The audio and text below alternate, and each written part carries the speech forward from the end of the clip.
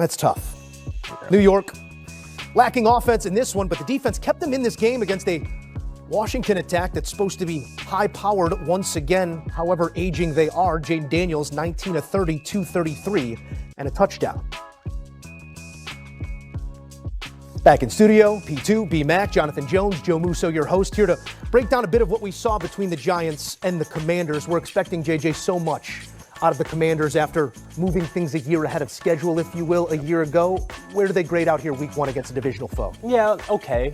Just okay. I'll tell you what, Terry McLaurin is someone that we did not see on this highlight. We didn't see him because he missed all of training camp with his contract holdout and negotiations, and he had 2 catches for about 27 or so yards. You want to see him get integrated more into it. He only had 4 targets, probably because Jayden Daniels couldn't necessarily trust that he could throw to him, that the timing was going to be there, and so he had to look elsewhere.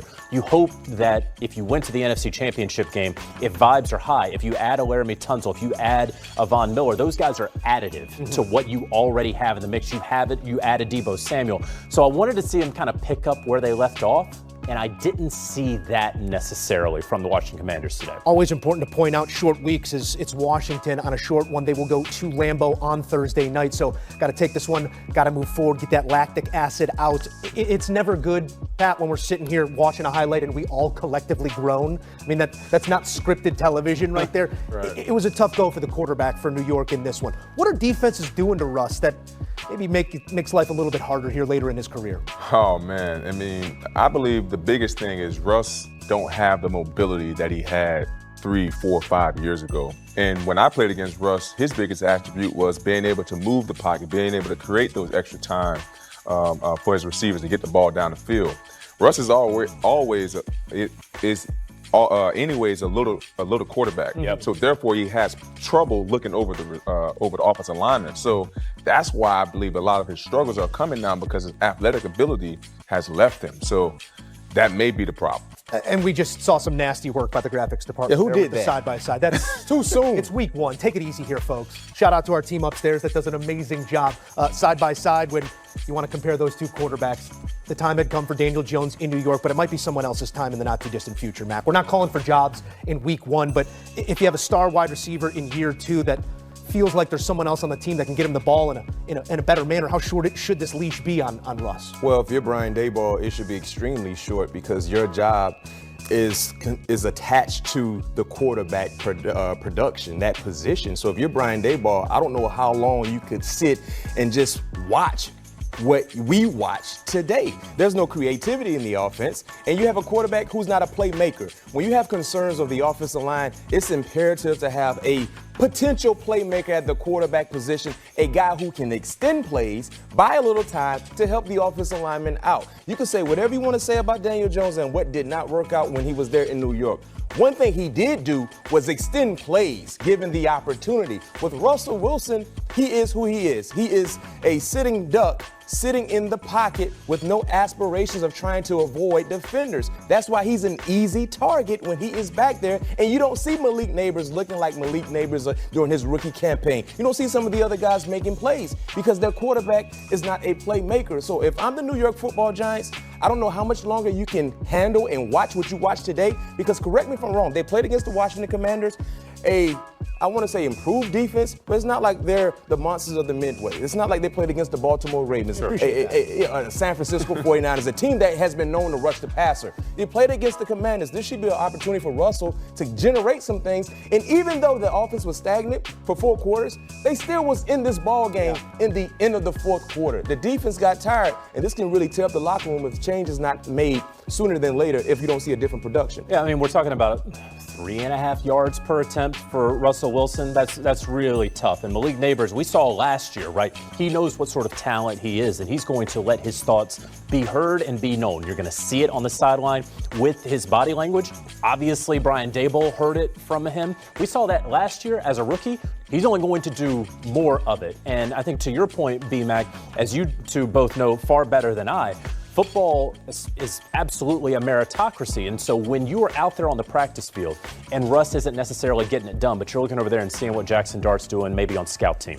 And then when you were playing on Sundays and Russ is missing guys in the end zone, when you finally get into the red zone, guys are going to start looking around, right? And they're going to say, hey, how about the Rook?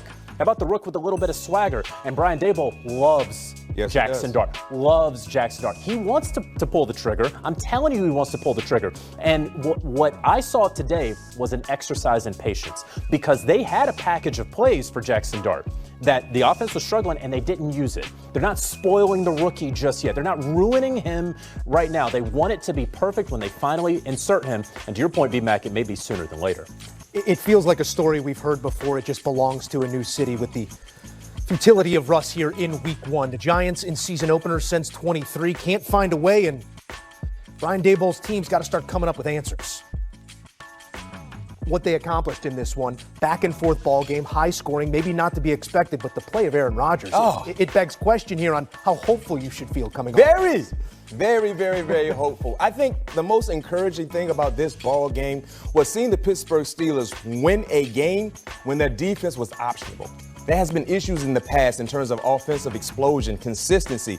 When you talk about having to score north of 30 points, in years past, you didn't really believe the Steelers offense can do so. But in today, when you talk about Justin Fields was rolling, playing with abundance of confidence, you needed every point that you could create offensively, and they were able to answer the call, play in and play out every quarter, starting with Aaron Rodgers. I mean, Aaron Rodgers was in his bag today. Guess what? He got hit, he got beat up, he got sacked. It did not matter. He stood up, delivered, and he delivered in a moment where the running game was not there at all. So I love what I saw from Aaron Rodgers. This is something definitely to build on because we believe the Steelers defense will stand up and play the stout football we know they can play. But as long as Aaron Rodgers is doing what he's doing, and most importantly, having fun and hitting you with that you saw the little when he does that, he's enjoying himself. He enjoyed himself a lot today.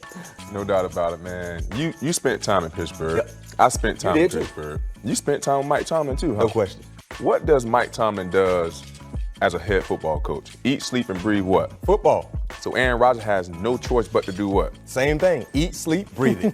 No doubt about it. So I think this is a great matchup, a match made in heaven for Aaron Rodgers and Mike Tomlin. Mike Tomlin, we all know what he has been able to do with the quarterbacks that he had in the past and still being able to get his team to the playoff. Aaron Rodgers came in today with his first game throwing 4 touchdowns and 0 interceptions. Yeah. That's impressive for a Pittsburgh Steelers quarterback because you already know what the defense is going to provide for you down the stretch. So if I'm a Pittsburgh Steelers fan, I am elated right now with what we have as a quarterback, and we're hoping that our defense, not hoping, we're knowing that our defense will get it going. That was a little BMAC at Florida State, not if we win, but when. When we win. We don't need to roll the tape. The tape has been I've seen it enough. We have seen plenty of it. I've seen enough BMAC. He's living good right now with his Knowles and with his Steelers. And you see that? They still got the script. The Mike Tomlin script that runs deep here. Right. It was the battle of the X's. So let's get to the other side here as Justin Fields trades places. He plays a good game of football here. I mean, everything but the win if you're Fields. How do you feel about his performance? I feel great if I'm a New York Jets fan. We just heard from J.J. Watt in your great interview with him. But when we went into this game, if you had asked me what week 1 game is going to finish in 2.5 hours, I would have said it was this game because the New York Jets are going to have to run the hell out of the football. Well, Justin Fields did just that. 12 carries, 48